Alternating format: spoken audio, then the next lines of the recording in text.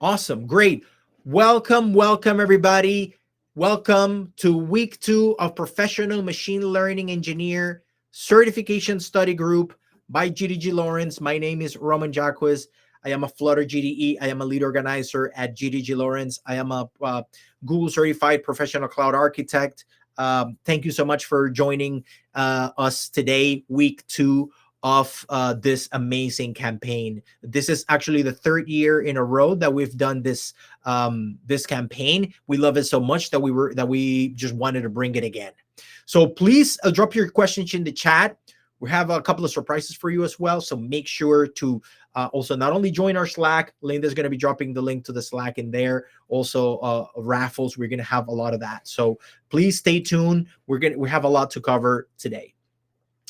Of course, this is not just a one-man show, a one-person show. We thank so much all the collaborating, all the co-hosting chapters. We have a couple of the lead organizers in here in the house. So thank you, Linda, Carol, some of you already in here as well. So GDG Cloud Boston, Capital Region, of course, Linda, San Antonio, Ocala, Tampa Bay, Space Coast, Modesto, and the most recent GDG to join us is GDG Surrey from Canada. So we are all over the place. Thank you so much, everybody, for being a co-hosting chapter and bringing your community with you. So let's proceed. Thank you so much.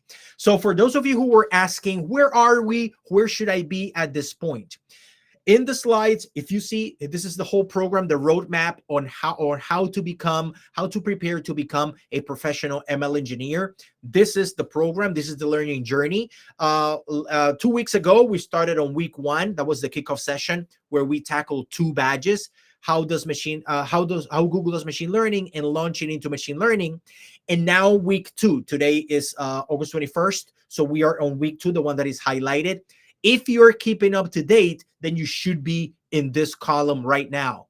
Week 2 is today, so you should be in there. It's okay. Don't fret if you haven't completed. You still, it might be a little bit of a uphill if you want to catch up exactly where we are right now, but you still have time. If you just put yourself to it, you can do so. So right now, we're going to be reviewing week 2, which we tackled 2 badges during this week review.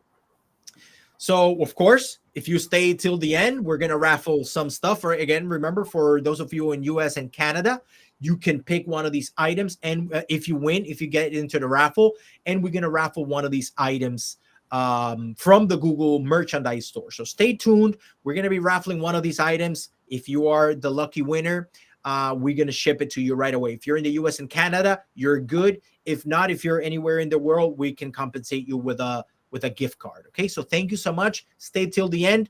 Fill out the raffle. So you go tinyurl.com/GDGMLRaffle2. Make sure that you get into the raffle so that you could do so. Let me see.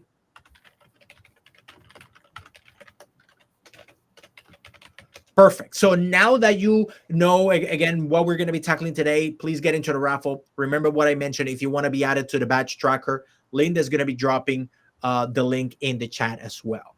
Awesome. So let's start right away because we have a lot to cover. Week 2 was covering 2 badges. So those 2 badges are TensorFlow on the Google Cloud, where we discuss a lot about TensorFlow.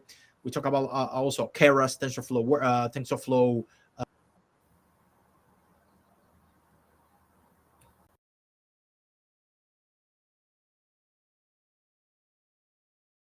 You're muted. You by accident. I apologize.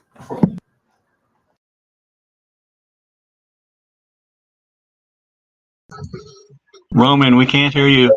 Yeah.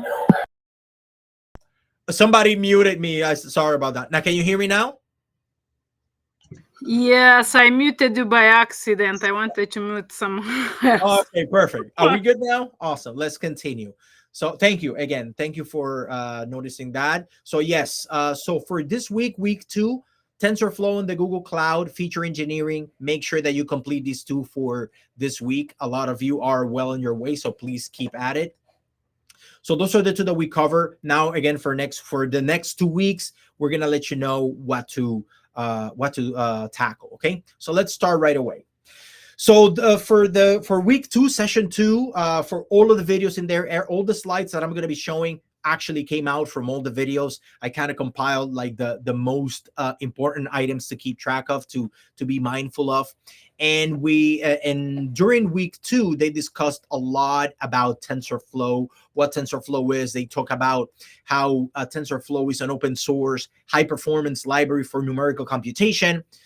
Any numerical computation, not just machine learning. So it's really cool. Like those of you who maybe are familiar with Python may have seen some of those libraries. That TensorFlow has like some Python libraries that are amazing, not only for machine learning, but for numerical computation. People have used TensorFlow for all kinds of GPU computing. For example, did you know that you could use TensorFlow to solve partial differential equations, which is super useful in physics fields like fluid dynamics and stuff like that. TensorFlow is actually a high-performant numeric programming library.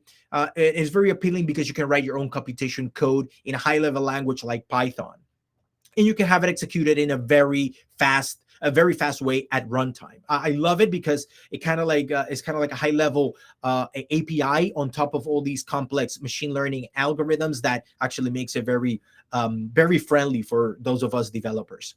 The way TensorFlow works is that, again, you create a directed graph, or a DAG, that's what they call it, directed graph, to represent the computation that you want to do. They talk about like I love these slides that you're going to see here, because they actually tell you why the name TensorFlow as well. And what is it? How is it that these large language models, these algorithms, how they receive input? So starting from the far left, the simplest piece of data that you can feed into a TensorFlow model, or in this case, a machine language model, is called a scalar. Scalar is that's a number, for example, like a 3 or a 5. That's just a value. One single value is a scalar. Then that's what we call a zero-dimensional or rank 0. So that's what you say, rank 0 tensor. You can feed like one value to your TensorFlow model. Then we're not going to go get very far passing around single numbers in our flow. So you want to upgrade, right? It's not just like you're not going to get too far just by passing one single value. So then you move on to the next rank, which is rank 1. Rank 1 is a one-dimensional array. They call it a vector. Some of you, those of us in programming, is like a single dimensional array, like a one-dimensional array, like an array of numbers. This is a rank 1 tensor. Then now, in physics, they call it a vector, like something with a magnitude and a direction. But in computer science, you use the word vector to mean like one-dimensional arrays, kind of like that, right? And, you have like one-dimensional arrays, like a series of numbers in a list, right? Very good. Then we go to, let's keep going. So then you have the next one, like a two-dimensional array, like a matrix. So that's why they call it a rank 2 vector, a tensor in this particular case. A rank 2 tensor is a two-dimensional array like a matrix. A one-dimensional is a vector, like an array, and a rank 2 is like a matrix. You see like rows and columns, kind of like a three-dimensional array. Then you have the next one, which is the 3D tensor, which is kind of like since a two-dimensional array, a one single dimensional array is a vector, a two-dimensional array is a matrix, and then a three-dimensional array, they call it a 3D tensor. So it's multiple matrices, like stacked up pretty much, right? You have scalar, again, the first one. You have the vector, one rank 1, 3D tensor, and then you have like 4D tensor, etc. And then you continue on like that, and then you build it up. And this is the kind how you assemble your data, how you package your data, and you feed it to, let's say, to an algorithm, right? So a tensor, let's review. So a tensor is an n-dimensional array of data, pretty much. Your data in TensorFlow are tensors, whether it's like a rank 0 or rank n, depending on how much data you've fed into it. Perfect. So the next one, then this is how they view, again, how they mention it, how a scalar, and then they show you like an example and how you can represent it in TensorFlow. So in TensorFlow, a single value or a scalar, you just say like TF, like, of course you import the TensorFlow library using Python, and then you say TF.constant, and then you feed the value. That is just a value 3. That's a scalar 0. Then, for example, a vector, an array of values, like a one-dimensional array, like an array, just a list. You could say TF.constant, you do the brackets, kind of like doing an array, and then you feed the values like that, you see? Then you have matrix, which is a two-dimensional array. So then you have that, like like two arrays next to each other, like two list of values separated by a comma, and then you feed it to the TensorFlow, and then that's how you represent a matrix. Then a 3D tensor, then you have like arrays of arrays, and then you have an an ND tensor where you actually stack them up like that, and then you create this visualization. Then this is not on the video. I created this myself because I wanted to show you visually how it actually is. So again, a scalar, imagine you having like a single value in a variable, and that's just a scalar. Then you have a 1D vector. It's just like 3 values in one single array. Then 2D matrix is like 2 arrays on top of each other. A 3D tensor, then I wanted to visualize it as 3D. So imagine like a stack of matrices, and then an ND tensor is a stack of 3D matrices. So it's like that, kind of like how you visualize, how you feed data into a TensorFlow model, how tensors are passed into your machine learning models, right? You feed it like that as numerical representations of let's say packed up values in discrete ways. Perfect. Then now we get more. Actually, I picked up a lot of the things that were more attractive to me as a developer, but I hope you guys can relate to some of these. They talk about TensorFlow Lite. I've used TensorFlow Lite to let's say introduce AI features to my mobile applications. For example, using TensorFlow Lite. TensorFlow Lite provides an on-device inference of ML models on multiple devices, and it's available for a variety of hardware. I've used TensorFlow Lite for like my Flutter applications. So as a developer, you write code in a high-level language like Python, like I mentioned, and you have it executed in different platforms. You can execute, for example, like TensorFlow Lite from a Dart, from C++, from Objective-C, from Swift, from Java, right? And then, for example, like by the TensorFlow execution engine that they may bring with them. Now, the TensorFlow execution engine is very efficient and targeted towards the exact hardware chip and its capabilities. And it's written in C++. That way you can, C++ is one of those like cross-platform languages that, you can execute it in multiple platforms, whether you're in Linux or, you can execute it on Windows, on Unix, Linux, Mac OS, and whatnot. Portability between devices enables that, that power of the flexibility. And that's what I like about some of them. You train your TensorFlow model on the cloud, for example, you could do that on lots and lots of powerful hardware. And then you can take that trained model and then you put it on a device out on the edge, or you can download it and package it up with your application bundle. And then you can do predictions with that model right on the device itself. Instead of just going up to the cloud and spending money, you can actually execute inference right on the device. Like the device just makes a call right into your library. You package it up as a kind of like as a library, as a module, and then you can talk to it. The application can work completely offline. You don't need to be on the cloud because, of course, the trained model is stored on the phone and is available for offline, inference and whatnot. So it's pretty cool. And that's why TensorFlow is really portable. You can use it for powerful computations, but you can use it also even for your mobile applications. I can send you some links on, actually I have like a Medium article on that. Like if you go, there's my Medium article on that. I think I can look it up and I'll send it to you. But I have one Medium article where I do on device TensorFlow Lite for Flutter, so I can definitely send that.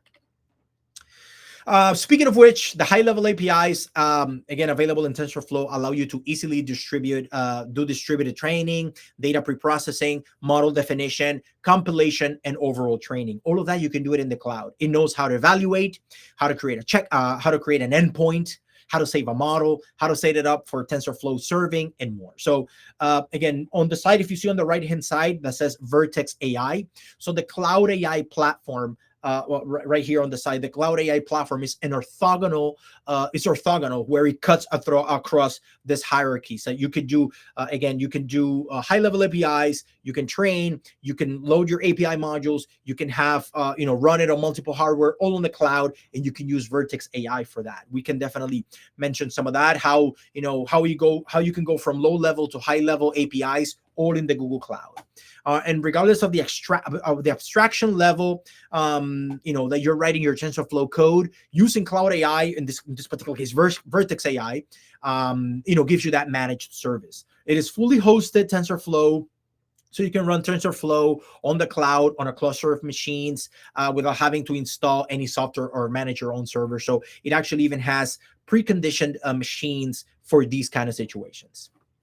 I kind of put this example right here because they say how neural networks perform embeddings. They talk about embeddings. How, for example, you take an image, how you convert an image into a numerical representation to be fed to an algorithm. Because what do you think? You think the algorithm is looking at the image? No, it's just grabbing the image, grabbing every pixel, mapping that pixel into a numerical representation. They call that encoding. So they call that embedding. So they turn that image into an embedding representation, and then they feed it into an algorithm.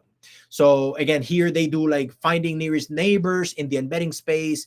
You could do this for let's say identifying what's in the image and stuff like that. So it's pretty cool.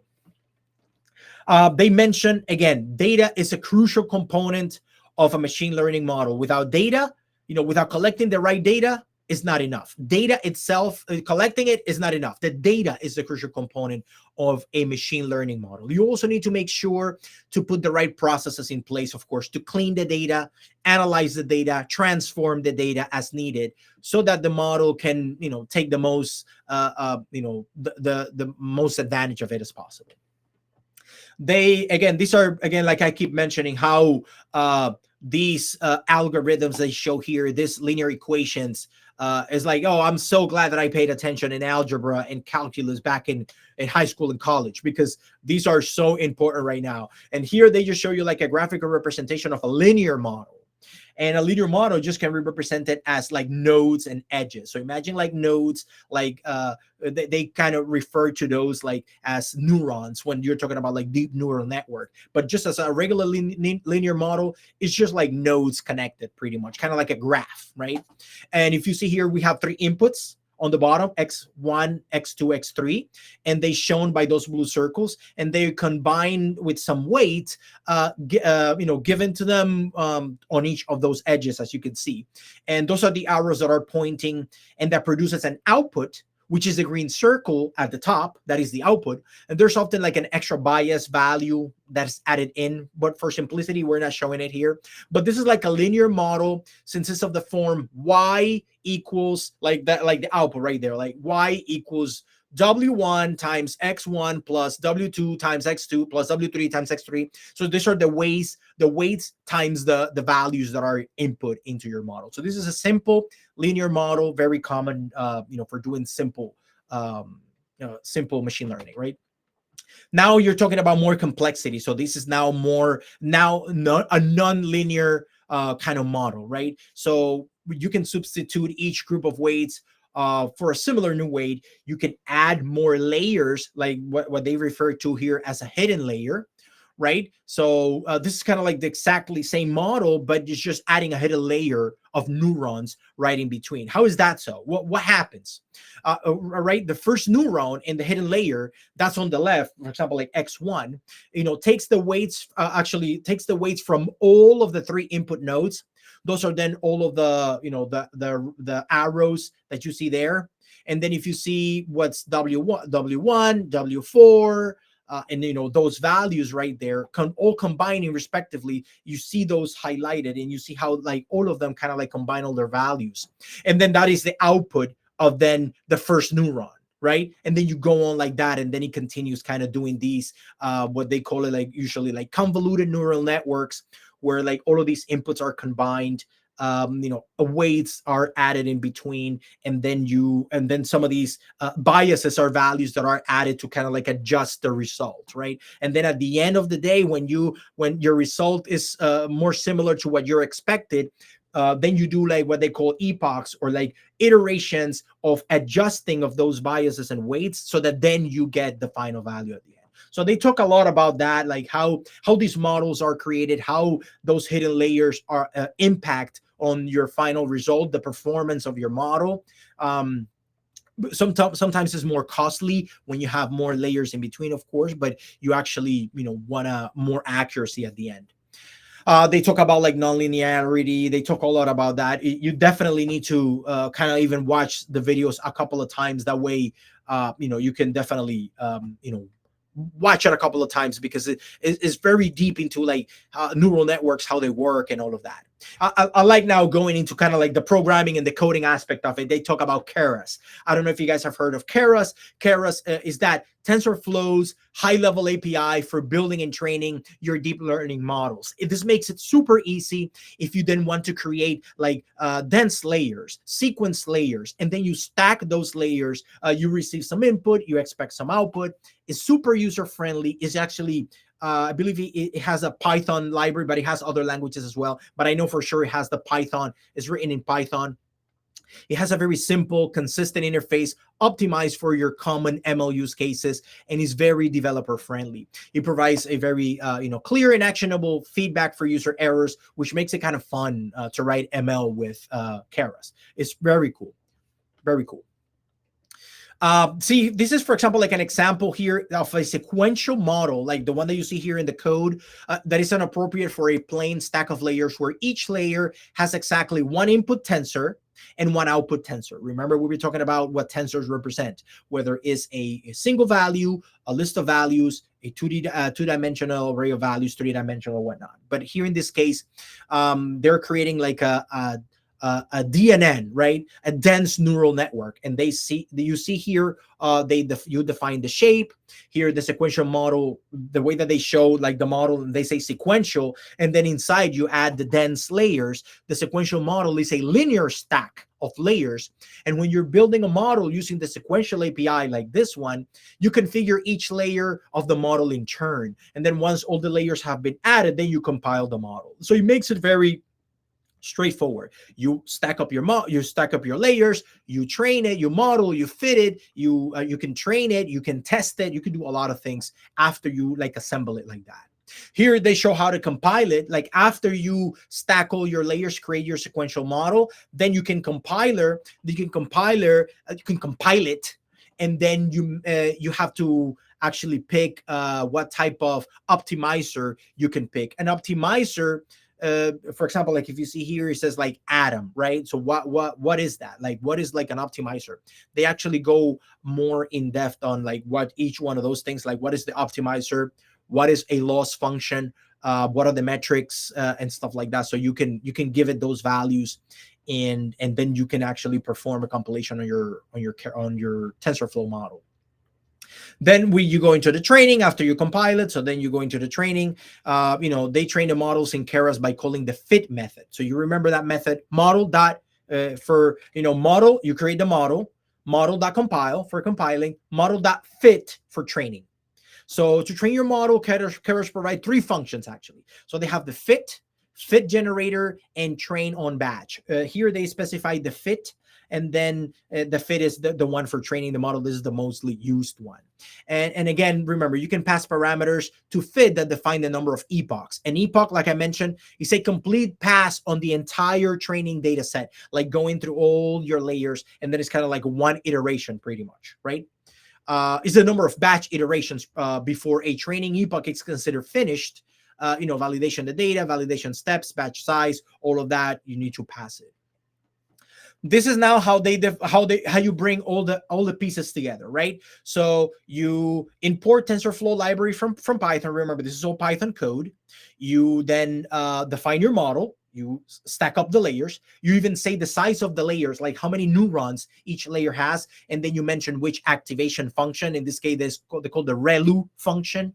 And then the output function is usually like a soft max, and then you have like a lower, denser layer in there. Then you compile it, you fit it, and then you evaluate it. When you evaluate it, we're gonna get to that point where they mentioned that when you evaluate your model, like your performance of your model, you have to use a data set that it hasn't seen before. It cannot be the same data set that you use for training and for all of that. Then once trained, the model can be used for prediction. This is where I've used it the most. So I've built my own little model, let's say in TensorFlow Lite. I bring it into my device, let's say a Flutter application, and then you can just do prediction against it. All you need to do is just make sure that you load your model, and then you can do predictions. You call predict. You pass the values to it, and then you receive an output. And then the output, remember, it could be a tensor as well, a single value, a list of values and whatnot. And then you use that. For example, in this case, I mentioned a NumPy array. NumPy is, again, another is another prediction. The predict function, again, like in this case, in the TF Keras API, returns a NumPy array of arrays of the prediction. So a NumPy, imagine like a NumPy array is like a regular array on steroids, pretty much. Then I just copy this thing to show you, for example, like one example on how you send some sample values to your predict. Let's say if you're training, I think in some of the labs, we were training it using like taxi fare cost or something based on when you pick up a passenger and when you drop them off. So you give it the longitude and the latitude where you pick up your passenger. You give it the longitude and the latitude where you drop them off, how many passengers, and you say, for example, like how much would be the fare. The predict then will return a value, and then that value is an estimation of, let's say, a fare, like a cost of a taxi fare from one point to another, let's say. So stuff like that is pretty cool.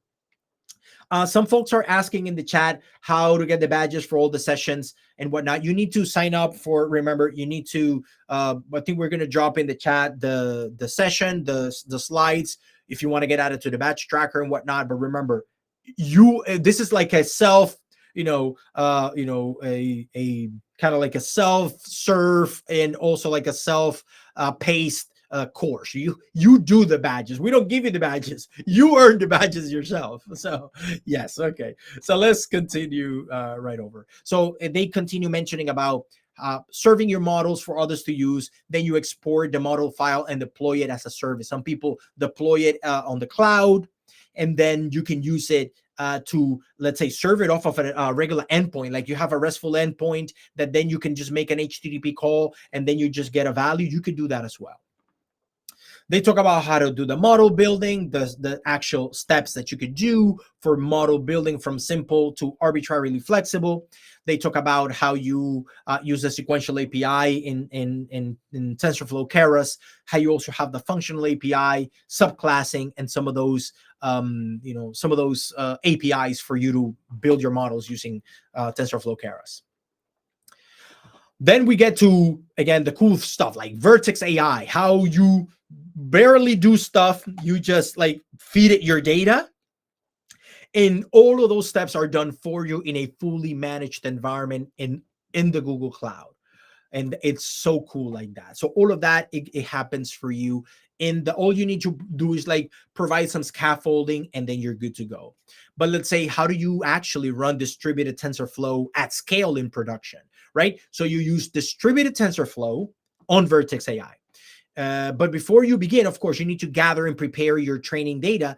And of course, you need to put that training data in an online source that Vertex AI can access. For example, cloud storage. You could pull all your CSV, all your data in there. Maybe you have some data from, depending on the type of data that you're feeding to your model, you need to put it in a place where Vertex AI can read it from. Usually it's cloud storage.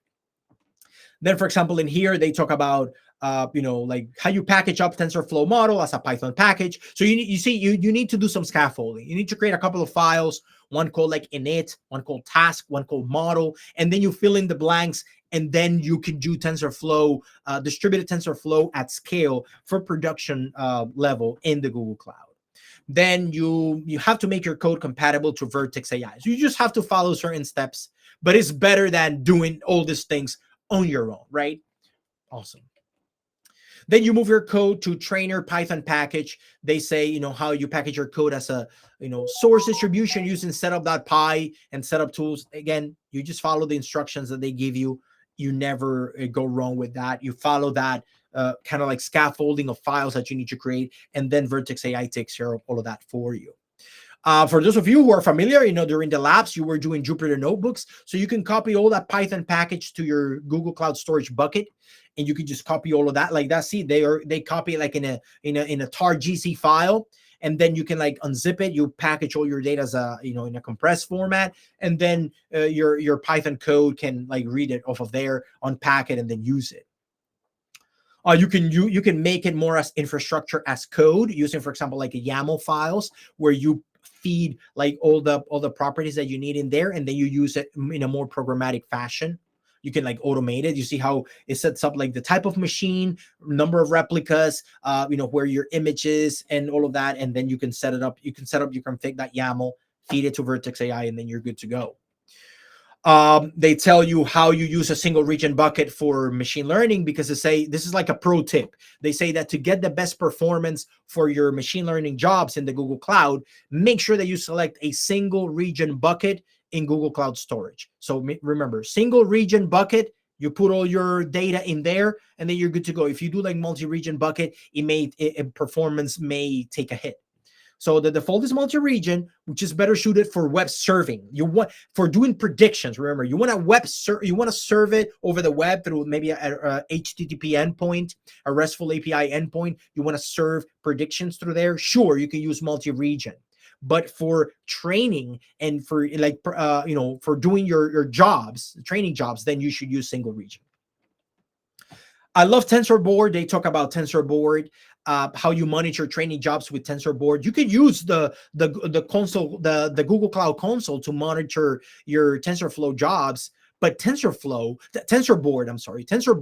is a great tool for that. You make sure that your job saves the summary data to Google Cloud Storage location, and then when you start TensorBoard, then you simply provide that directory, and TensorBoard reads all your summary data from there, and it can even handle multiple jobs per folder. So you can use this is the recommended way to do it. You could definitely manage it via the Google Cloud monitoring tools, but it's better to use TensorBoard. We talk about Vertex AI because it's so good. Again, for those of you who want to, have a great infrastructure, Vertex AI provides you with that. With Vertex AI, it will build a production-ready web app out of your trained model. So you have your trained model, it makes a production-ready web application and offer batch service for your, again, less latency sensitive predictions. Since these are both RESTful APIs, you'll be able to make scalable, secure inferences from whatever language you want to write the client in. In my case, I like to write clients in Flutter or Python or just JavaScript. And then from any of those clients, you want to tap into those models that you just trained. Use Vertex AI prediction service, and Vertex AI can actually it creates like a whole prediction pipeline. It adds REST APIs around your trained models, and it has like input variables and all of that. It makes it very, very easy. They talk about, again, Vertex AI Feature Store. That's another big topic. So Vertex AI Feature Store, which provides a centralized repository for organizing, storing, and serving machine learning features, is something that you need to pay attention to. They talk about how Feature Store is a fully managed, rich repository to serve, share, and reuse ML features. It manages and scales the underlying infrastructure for you, which means that your data, your data scientists, they can focus on the feature computation logic instead of worrying about the challenges of deploying features into production. Your data scientists don't have to be DevOps anymore.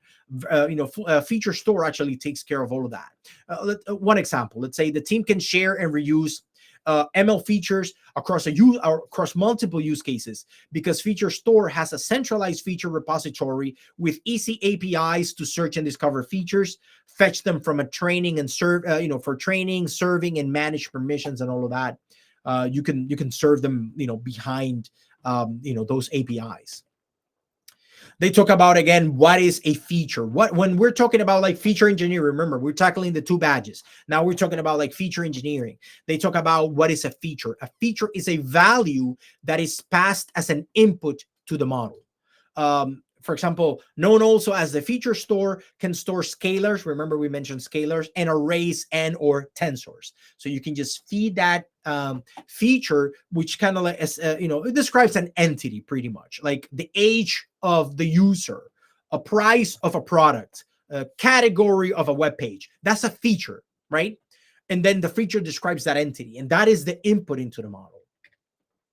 Sorry about that. So then they talk about how, you clean up your data, and how, for example, feature store, in the case of feature store, it captures feature values for a feature specific point in time. In other words, you can have multiple values for a given entity and feature. For example, if you see here, this is like they're trying to predict like ratings for movies, and then you feed a bunch of data to let's say as features, right? So you see how the value, for example, one of those values at one given timestamp could be a particular value. And then that's how you can track, for example, like how the values change over time. And this is how they keep track with that, like timestamp. Again, I mentioned the timestamp already. So the timestamp column indicates when the feature values were generated. Whenever you're generating a bunch of features and you're bombarding it into your data store, the timestamps are an attribute of the feature values, not a separate resource type. It's just like when that value was captured. If all feature values were generated at the same time, then you're not required to have a timestamp, because it will just be one value, right? You can specify the timestamp as part of your ingestion request. Like that value is like, oh, whenever the value comes in, you capture the timestamp. They talk about feature serving. We keep mentioning that feature serving is the process of exporting stored feature values for training or inference. Like, online serving is for like low latency data retrieval of small batches of data for real-time processing. Let's say for online prediction, someone wants to tap into your trained models, you use a feature serving. Batch serving, on the other hand, is for high throughput and serving large volumes of data for offline processing, like let's say model training or batch predictions. But for single predictions and online predictions, you use feature serving. But then batch serving is for like high throughput serving of values, or for offline processing. They talk about more like feature engineering. How is the processing of transforming raw data into features that better represent the underlying problem to the predictive model? So, it's a process that attempts to create additional relevant features from the existing raw features. You get a bunch of raw data. So feature engineering kind of like cleans up your data and transforms that raw data into features that represent your underlying problem. It can also be defined as a process of combining domain knowledge, let's say your particular problem, intuition and data science skill sets to create features that make the models train faster and provide more accurate predictions. Remember, data is the most crucial part of that step. You see how the data, for example, look at this data. Like raw data could just be like a bunch of, you see, like you have this like JSON. But then you want to map that into numerical feature vectors, because this is how your models interpret data. They don't care about number of rooms or number of bedrooms. You convert those values into numerical feature vectors, just like this. Let me see. Yeah, that's it. That was the last one. So we're at 840. That was the last slide. And then here, I just wanted to mention one more time that you should be, for some of you that are asking for, again, yeah, we already know how to look at the badges. Thank you so much for those of you who are dropping those links. But remember, we are in week 2 review. We just reviewed week 2. Week 3, then now you need to tackle this new badge. Remember, we did week 1, 2 badges right here. Look, we did week 1, which was on August 7th. Now week 2, session 2, we did these 2. Now you want to be on week 3, which is the machine learning in the enterprise. For those of you who already completed and you have the check mark, kudos to you. Unfortunately, there is an issue with this particular badge, that there's one of the labs that is deprecated. So if you don't complete it, if that is the only thing that you haven't completed, I will consider it as complete, but I will have to do like some logic in the back end to like pull that information, determine whether you haven't completed that, and then just still mark it as completed for now. But for now, we will. The next thing that we're going to tackle for the next 2 weeks. Remember, we're coming back on September 4th for session 3 to discuss machine learning in the enterprise. But another surprise, we are bringing back the office hours Next week, we're going to have the first office hours where we're going to have exam question review. We're going to review an exam questions using Slido. We're going to be doing hands-on coding. So please, make sure that they just updated the lab. You have to upgrade it with the link provided. Oh, okay, good, perfect. Because I know that there was an issue in there, but you have to upgrade. Yes. Oh, it doesn't. I thought like first we can definitely circle back with you guys. Please join our Slack channel. We definitely continue circling back because for some reason, yes, a lot of people, you just need to upgrade and then it fixes it. So thank you for that. We'll look into that. We'll compile the information in this and provide it in the Slack channel. I think Carol dropped the link to the Slack channel. Can we drop it again? The Slack channel for the road to certification in GDG Lawrence. So let me just show you before we wrap up. Remember, we're going to be doing the raffle. Make sure that we're going to drop the raffle one more time. Make sure that you join the raffle. Join the raffle so that you could, let me just add it right here in the chat. Can't be in the Slack so much, need to work. Teresa, no, it's okay. You can just be in the Slack, but we're going to be there. But it's not like we're 24/7. You just drop your question and, one of us could answer it. But yes, please join our Slack channel. You can ask any questions in there. Please sign up for the raffle. We're going to be doing the raffle, but let me give you a preview of next week's office hours. Office hours are not shown here in the batch tracker because we're not tracking that. But next week, if you go to GDG Lawrence, next week, we're going to have our first office hours. August 28th, first office hours. Office hours. What are office hours? Make sure to sign up for the office hours. What do? We answer questions from the community. We practice exam questions. We do hands-on coding, like we tackle a lab. Let's say you're stuck on a lab. Let us know. We do it together. We do some of these things. We show you tips and tricks. We prepare you for the certification, of course, but we're going to tackle, some exam questions. For example, the way that we do it, remember, we use a tool called Slido. We're going to do like a quick exercise. Let me just show you real quick, for example, how we do it. For example, the way that we do it on our office hours is like we practice exam questions, and the way that we do it, let me see. Let me restart the quiz. Here we go. So for example, the way that you do is you join. Actually, I need to do this. Here it is. So let's say if you want to join the quiz, let's do like a quick exercise. I want to have all of you join the Slido. That's going to be for next week, but we're going to try a quick example. Join slido.com with the code 1704235. Join that. See if you can join that session, and then we're going to try like a couple of questions, right? So the way that we do it is like we practice all the questions, not only from all the sessions and all the videos and all the quizzes from the Cloud Skills Boost ML Machine Learning Engineer Quest, but we actually we sprinkle it in with questions from the actual exam that we compile from out there. Don't go and say that because it's a secret for you guys, because we want to prepare you. It's a little surprise just so that you can get prepared for the exam, so you kind of get the feeling of taking the exam, whether in person or online. Let's just do like 5 minutes of questions. Let's see how you guys are as far as preparing for this. So let's try. I'll give you like a few more seconds while I answer some questions. Does the exam have real code problems, or is it multiple choice? Julie's a great question.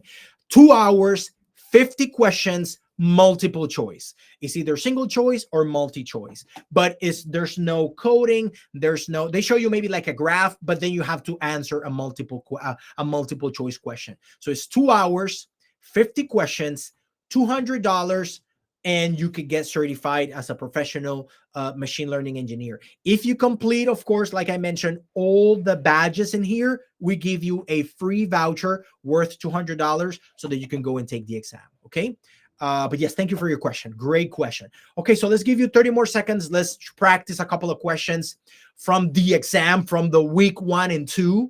So let's see where you guys are as far as like your preparation. Otherwise, then again, don't worry if you don't know the question. Try to take a crack at it, but then it will be like, oh, okay, maybe I need to work on some of these items.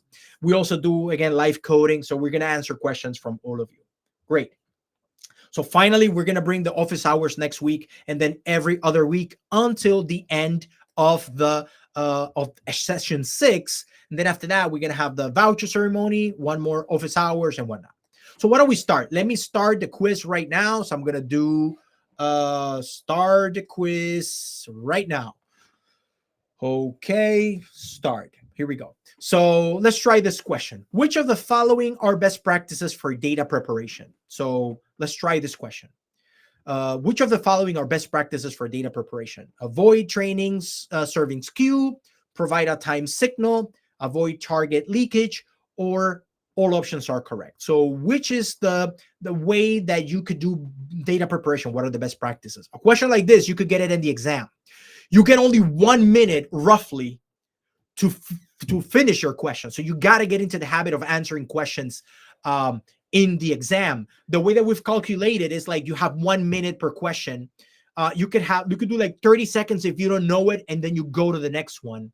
But then when you come back to it, you need to make a decision because you get 2 hours, 50 questions. So that's why we calculated roughly like a minute per question, right?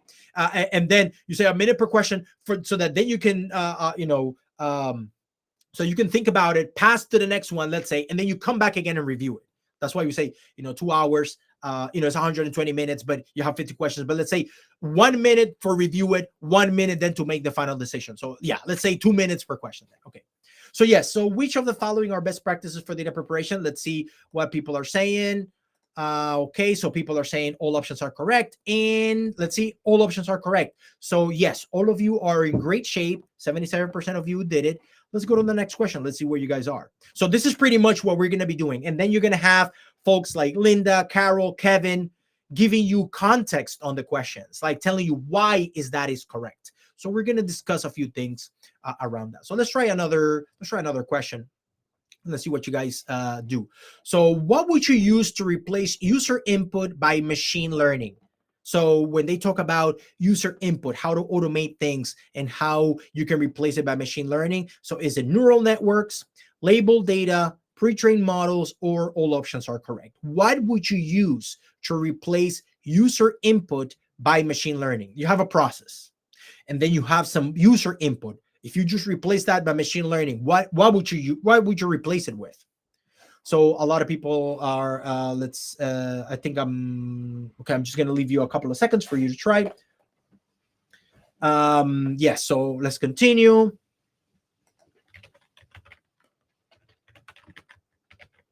Okay, so let's try that. Okay, let's see what the results are. Let's see what people have answered. So people say neural networks, label data. And the correct answer is pre-trained models. So pre-trained models is actually what you replace input by machine learning. Let's say then your pre-trained models are actually what replacing the user input. You don't have to feed user input. You don't have to feed your data by the user. Pre-trained models replace that, by machine learning pretty much. Okay, so let's do another one. Let's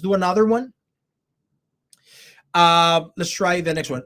Which of the following is not part of the ML training phase? What is not part of the training phase? So try to see if one of these, evaluating the models is not part of the ML training. You're training your machine learning model. What is not part of the training phase? Is it creating the models, data management, connecting neural networks, or evaluating the model? So take a crack at it. I'll give you a couple of seconds. There you go. Great. Okay, awesome. You have any questions in the chat? Yeah, so what does a serving skew mean? Serving skew means, remember, is the difference between the data when it's being trained and the data when you're actually serving it. So training data, serving data cannot be too much different. So the serving skew, you kind of have to have like a nice balance between that. But again, you can find better answers to that. Awesome. So let's continue. So what is the answer? What are people saying? Which is not the following is not part of the ML training phase. What is not part of the training when you're training your model? So what is not? And the correct answer is connecting neural networks. You don't have to connect neural networks during training, but you could, you train the model. By training the model, you feed the data, but you're not connecting neural networks. Usually those networks pretty much should be connected as part of your model. You're training it, but then you can tweak that, but connecting the neural networks is not part of the training process. It could be part of the creating of your model. Yes.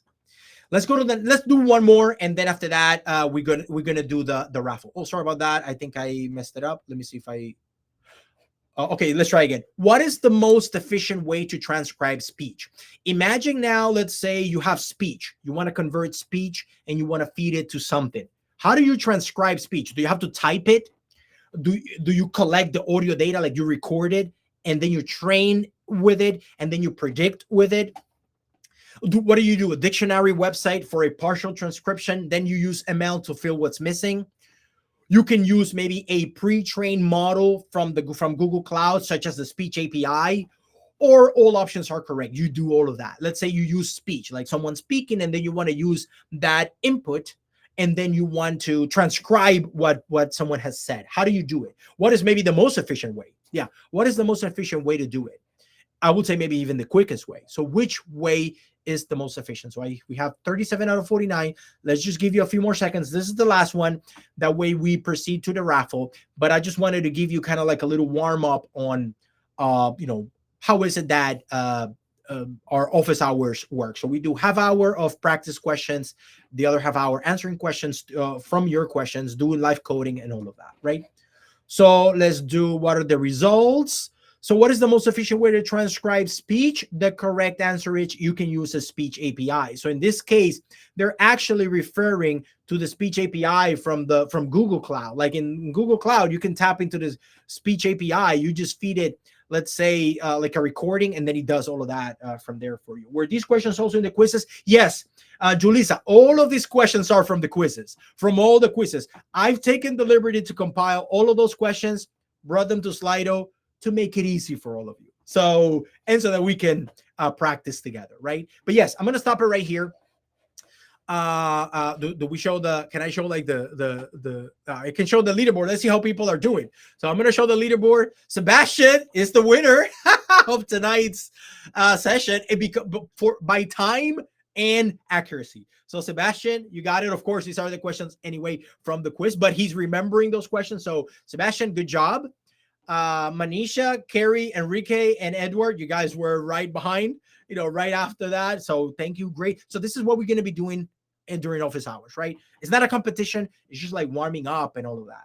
You missed one? Oh, maybe you did. I think you may have missed the last one.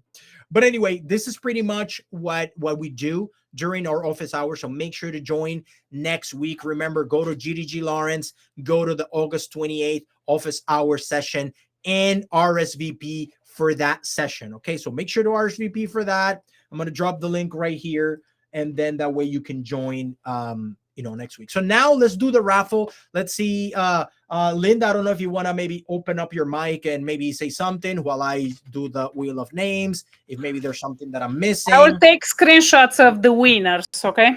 Yes, take screenshots of the winners, and then at the end we will also maybe we'll probably take a picture if some of you are comfortable with that.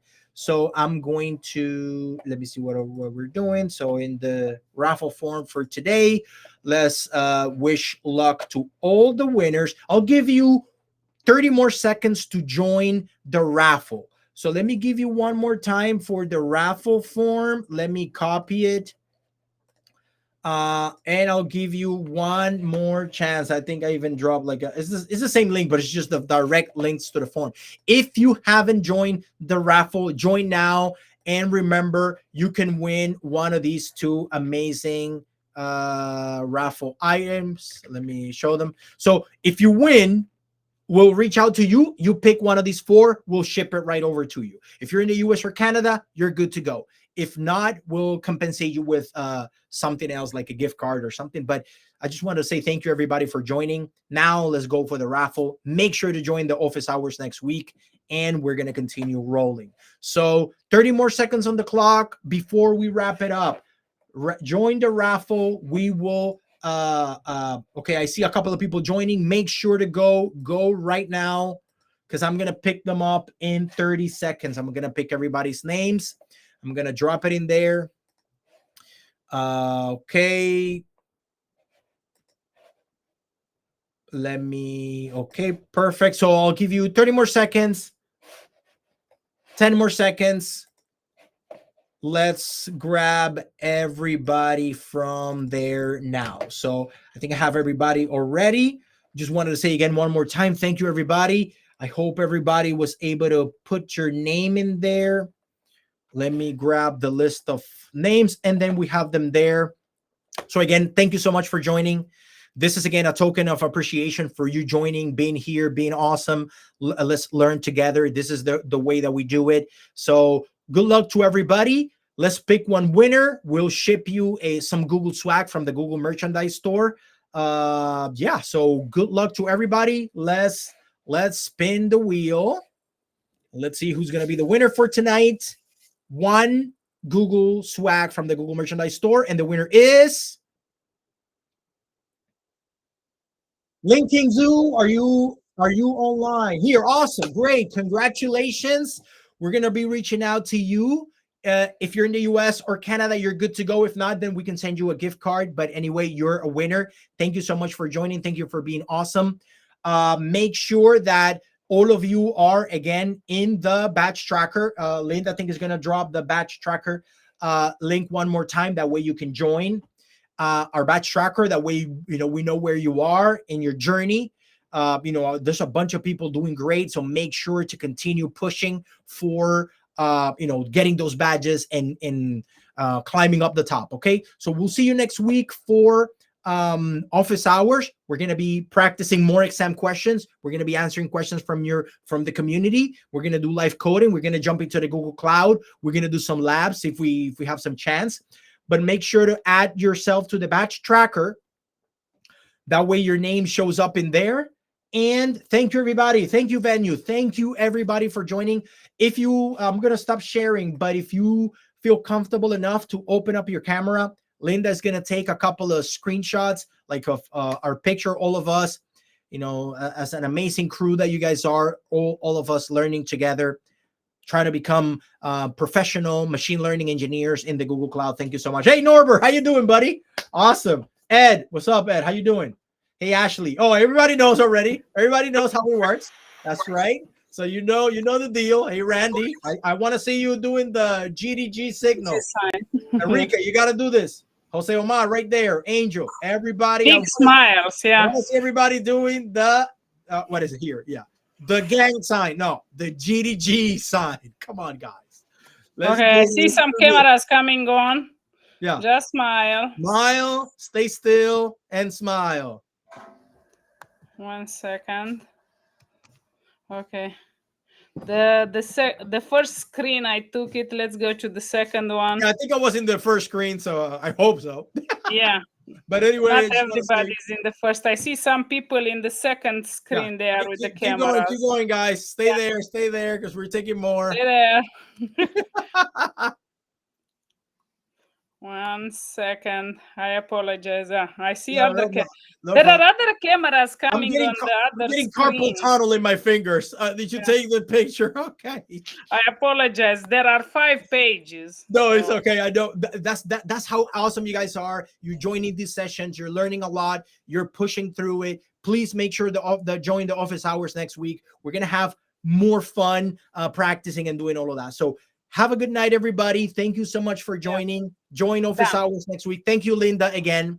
Thank you, everybody, for joining. See you next week for office hours, and in 2 weeks for session 3 on machine learning in the enterprise. Join the Slack, and we'll stay in touch.